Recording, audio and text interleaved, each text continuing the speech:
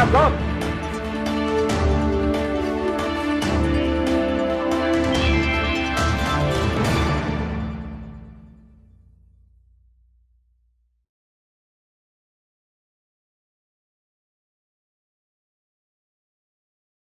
Hello to our viewers, and welcome to our video studio at the Israel Institute for Strategic Studies, IISS. For over 2 decades, the notion of two states for two people has been the dominant paradigm that has monopolized the discourse on the Arab-Israeli conflict in general and the Israeli-Palestinian one in particular. Our institute, IISS, has long been in the forefront in opposing this idea and has worked resolutely to expose the existential dangers this policy proposal entails for Israel. In the short video, we illustrate one aspect of the perils that Israel and Israelis can expect if the two-state principle is actually implemented.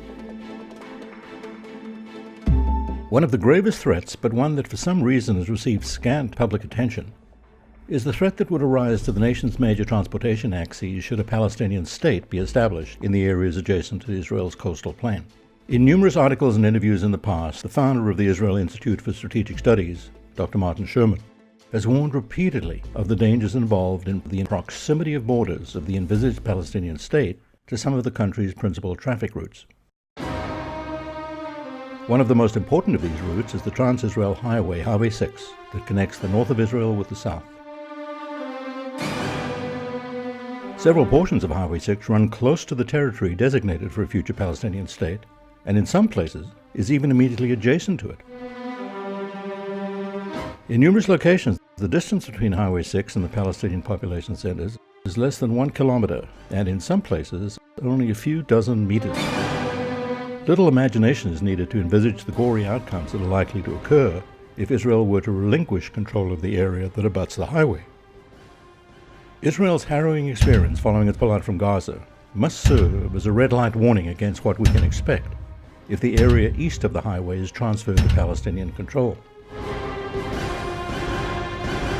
Two locations are particularly sensitive, the towns of Kalkilia and Tulkarm, that are located immediately adjacent to the highway and in the past have been the sources of murderous attacks of terror, such as the horrific carnage at the Park Hotel in the coastal city of Netanya. Only continued Israeli control of the eastern flanks of the highway can prevent the continued bloodshed and violence inside Israel. The menace of terror tunnels and attacks can't be dismissed as unfounded scaremongering. To the contrary, in the recent past, attempts to dig such terror tunnels under the security barrier were exposed by the Israel Security Services.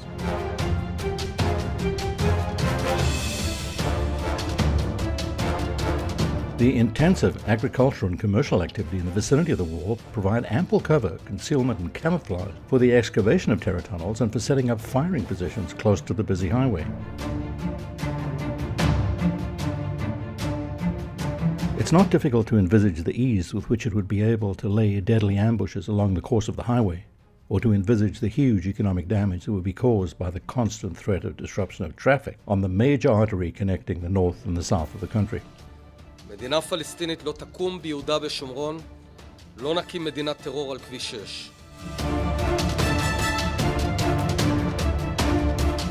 In conclusion, some words of warning from Professor Amnon Rubinstein, Israel Prize Laureate and former Knesset member and Minister of Education for the far-left Meretz faction. Israel, small and exposed, will neither be able to exist nor to prosper if its urban centers, its vulnerable airport, and its roads are shelled. This is the terrible danger involved in the establishment of a third independent sovereign state between us and the Jordan River.